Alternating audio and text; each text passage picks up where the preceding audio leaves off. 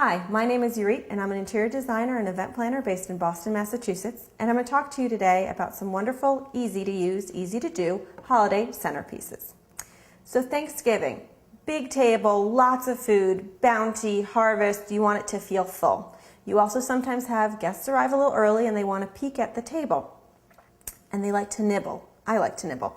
So this idea allows you to create a great centerpiece that you can remove when you want to bring in your aha piece, which is your turkey. What you do is you take a great big tray and you fill it up with different holiday feeling items, such as our fun little bird, which actually I found on a bookcase in my house, and I just thought it felt thematic. Centerpieces don't always need to be flowers. They can be the unexpected. A hand-blown vase with 3 Gerber daisies. When you're doing single variety of flowers, it's much easier for you to coordinate them, it's easier for you to use them, it's less expensive, and you can't go wrong. Then we have a birch vase that we had some dried lavender and we just tucked some dahlias in front. Notice the height, you want to play with height when you're doing your place settings. For our votives, I didn't want the clear votive because everything felt so harvesty and terracotta-y and plummy on this palette. So these are actually yogurt containers that I'm reusing and have repurposed as votive holders. And because people do like to eat all the time, specifically Thanksgiving, we have a little nibble area for them so they can have some grapes, some dried apricots, sunflower seeds, bananas.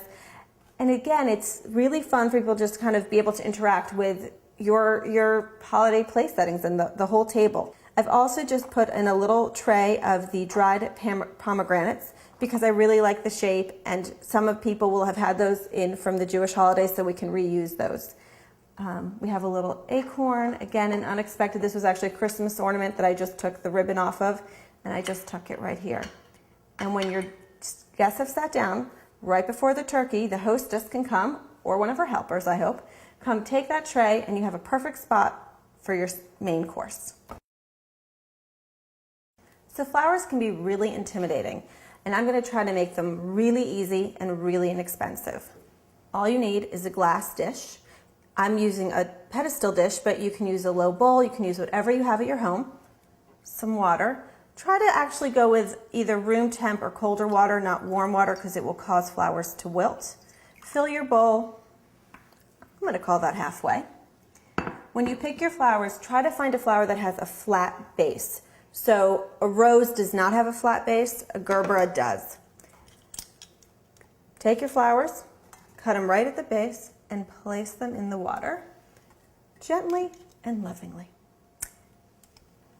I usually do 3, I like odd numbers. Here, actually I'm going to go with a little more. I'm going to look for a fuller flower. And then you can kind of position them so they face all different sides of your container.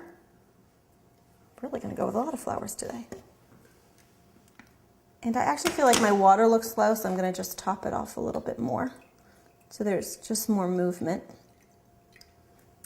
And now you have a flower centerpiece that was easy to do, didn't require you, taking thorns off of anything or putting anything into a bouquet.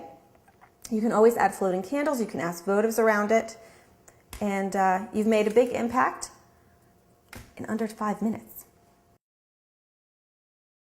This is an example of the same concept for 2 different holidays. What's nice about this is, unlike flowers, which you have to replenish, you could get this set up at the beginning of the holiday season. It can carry you through all your entertaining needs. What I've done here is I've taken an oversized apothecary jar and I filled it up with our Christmas ornaments. I've done clumps so the colors have like a nice gradation with them, a nice value. And we've just paired them in, and what I try to do is make sure you're putting the hooks and the tags towards the center so you don't have this sloppy look, because clearly it's glass and you can see through it.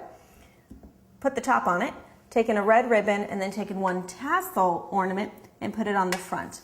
Let's say you don't celebrate Christmas and you celebrate Hanukkah. You can have a really fun idea with a very similar concept. You take dreidels, and just for reference, because it takes a long time to figure out how many you need, you have here 255 dreidels. In my candy jar, I have about 200 dreidels, and in my votive, I have about 50 dreidels. What I like about this is a lot of times in the Jewish holidays, we're really given the blue, the white, the silver, and the gold, and I think that the Jewish holidays can have more colors associated with them, and these plastic dreidels are really inexpensive, fun to play with, and colorful. I've also added a satin ribbon as a pop, and you could then carry that throughout your decor. And here, because it is the holiday of light, we've just added a really inexpensive pillar candle. Make sure that your dreidels don't get too close to the flame. Speaking of flames, another way to do it are these wonderful flameless candles which work on a battery. You can turn them on and off, and they're really safe and easy to use for kids. So if I was going to use either of these concepts on my table, I would do a jar with the ornament or the dreidel and then line up 2 or 3 votives on either side to kind of ground and extend the arrangement. Fun, modern, colorful, easy to do.